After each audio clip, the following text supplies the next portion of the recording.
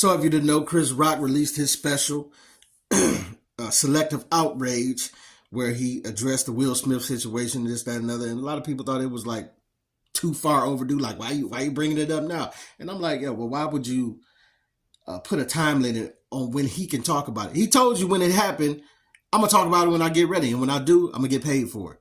And that's what he's doing now. He waited, calculated a year later. Now Netflix has gave him $40 million to talk about this debacle that happened.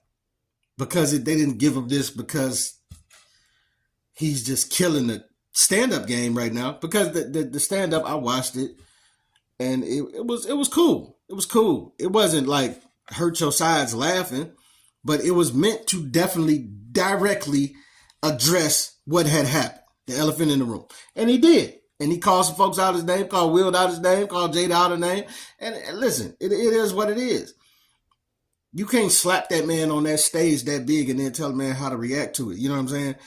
Because the joke really wasn't that bad. It really was a good idea if you really want to be real about it. Like Jada Pinkett, who's been playing a lot of great roles. I didn't even know at the time she had alopecia going on. But when he made the joke, I'm like, yeah, that would be a good idea. G.I. Jane, a sequel to that with a black woman, with Jada Pinkett, you know what I'm saying? It'd be a great idea. But because she felt some type of way about it and cut her eyes at Will, which he laughed at it, and then he went and did what he did. So now Chris is doing what he's doing, and he calling y'all about everything he can call y'all. And it is what it is. You know what I'm saying? But now y'all are outraged about, oh, he shouldn't have made the joke about slavery. He shouldn't have said this. He shouldn't have called her out her name. He shouldn't have did it. Like, y'all putting too many parameters on this, bro. You making this too hard for comedians to do what comedians do. I think it's a special job and a special craft for a comedian to be able to take something like this, a condition or something that's terminal or something that's tragic in life, death, different things that's happening, and they able to step out on that bridge, on that branch, and take the chance of cracking a joke that will make that person laugh. And I believe that when it is delivered the right way, it will make people laugh and make people spirits lifted. But in this day and age, everybody has to walk on eggshells because can't nobody say nothing about each other. Can't nobody joke about each other. My bad, except for black folk. Except for black folk. Long as this is the one thing I agree with about what Willie D had to say. Because like I agree that anything is joke worthy if you get it off the right way. If you say it in the right manner and you could get somebody who's terminally ill or going through something that's grave, you know what I'm saying? That's so sad, but you can make them laugh about it. That is powerful, man. But I can say these things are, it just don't react to every community the same. You know what I'm saying? But long as it's black folks, everything is good. Long as Chris Rock is talking about slavery, making jokes about slavery, he made a joke about slavery. Which on paper was a good joke. He like, you know, I just wanted to see the movie just to see Will get whooped. And it was a good joke on paper. It's just when I heard about it before and I'm like, on paper, I'm like, yeah, it's a great joke. Of course. Why would he not tell that joke? But then when I seen it, I'm like, didn't really deliver it that well. And then along with his Will whole thing with the concussion and how he was delivering the whole joke, he messed the joke up. He messed the main part of the show. He had a stumble. He recovered and like retold it, but he messed the main joke up. But either way, it's like the slavery joke. I get what Willie D was saying, that as long as it's about slavery and our ancestors dying, it's fine. But had it been about another prominent community of people that we know and the tragedy they experienced, we all know Dave Chappelle talked about it before, the sentiments would have been different. You understand what I'm saying? It wouldn't have been taken as lightly as it was here. And we got to admit that. We would not be as giggly as we are about the joke that we made, even though the joke that he made about that situation wasn't that funny. You know what I'm saying? It was cool though. It was cool. I felt like it was an attempt that could be made. But my thing is, the attempt should be able to be made on whatever community. I'm tired of every comedian or every spokesperson, every journalist, anybody who has any type of commentary that's going on about whatever's going on in the world having to walk on eggshells because y'all can't take a joke or y'all can't take the truth about certain situations. You dig what I'm saying? Everybody claims they want equality, but why is it not equality when it comes to these jokes? Why is it that people can call Negroes out their name all day, every day, but the minute you say a different ethnic slur that don't apply to black people, it's a problem.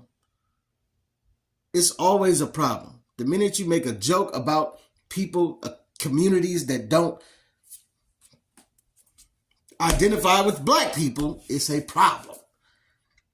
I don't like that. You know what I'm saying? I don't like that. But I do believe everything can be attempted in the comedy world as jokes. You know what I'm saying? And I believe Chris Rock was well warranted in saying what he wanted to say about how he was did on that stage. And no, I don't think he overreacted. I think, hey, you slap me in the face, I'm gonna call you what I want to call you. And you're lucky I'm calling you anything besides slapping you or beating your face in like I should. And you're lucky it's the Oscars unless somebody would have got shot in there. You know what I'm saying? So keep your hands to yourself. You don't have to worry about it. And then people like, a lot of people like, well, stop making jokes about, you've been making jokes about Jada for years. Listen, come on, man. He addressed that too as well. She asked Chris Rock to quit his job, essentially, because Will Smith didn't get nominated for the movie Concussion that he did. And I get protests and how protests work and when we should stand together as black people and all of that. But the thing that I don't get is you asked him to quit his job and you were mad at him because he didn't and that he made light of it at the time. But here you are in later years back at the place that you told him to quit his job from. You see what I'm saying? Here you are back in the audience supporting again. So what if he had quit his job at that point? What it would be for you to show up the next year and be like, oh, now they nominated him again, so now we back. Like, you know what I'm saying? Like, now listen, I'm all for us standing together as black folks, but come on, sometimes we got to admit that the causes that we be throwing out there be a little flaky, They be a little flaky. And then lastly, one of the jokes he had about Michael Jackson and R. Kelly, one of Mike's nephews was mad about that. Taj Jackson, I think it was. I can't remember what all he said, but he was disappointed that, and he was like, Chris Rock has been obsessed with Mike for years and making jokes about Mike. I mean, the whole world has been obsessed with making jokes about Mike, and we love Mike. I believe that Mike was being lied on, and people were trying to extort Mike and this, that, and another. But we got to go back to the D.L. Hughley joke about this whole thing. I believe Mike. I don't think he did it, but I wouldn't leave my kids around him. You understand? And a lot of people in the world feel like that about Mike. Like after the first incident, I know it was a lot of people that told Mike, you got to stop bringing kids over to the house to get on carnival rides and stuff. It's not a good look, bro. And for some reason, Mike pushed through that and decided to keep going with that. A lot. And so it's a disconnect there where it's like, man, listen, I get what you're saying, because I thought it was assault on Mike when they tried to, Oprah and made that whole debacle of a documentary about him where he can't speak for himself and this, that, and other. I don't like that. I don't like that. And I know this is the sentiment that he has about his uncle, where it's like, why are you making jokes about my uncle? He can't defend himself. But listen, man, people are going to make jokes. They still make jokes about Rich Pryor and people that have passed, they still make these jokes. And I get that you feel some type of way. We all should. Because like I say, I think they were lying on Mike a lot. They were trying to extort Mike a lot. A lot of people, it's a whole lot of things that people feel about why Prince died and Mike died, and that they didn't just die. That they were meticulous, purposely got up out of here because they were trying to make power plays in the industry. And even though all that may be true, we still have to go back to the DL Hughley and be like, hey, I still knowing that, I don't know if I would leave my children around Mike, which leaves that to be an opening for a joke. And I didn't think the joke was that bad. You know what I'm saying? But like I say, man, overall, I don't think Chris overstepped his boundaries. I think he made some good points. The special just wasn't that funny to me, but I watched it for purposes of this because people were claiming to be outraged by it, but I think people just be trying to be outraged about everything. Just trying to be outraged about everything. So that's my take. You tell me what you think. It's your boy P. Camp. Put something in the comments what you think, what you don't think. Get at your boy.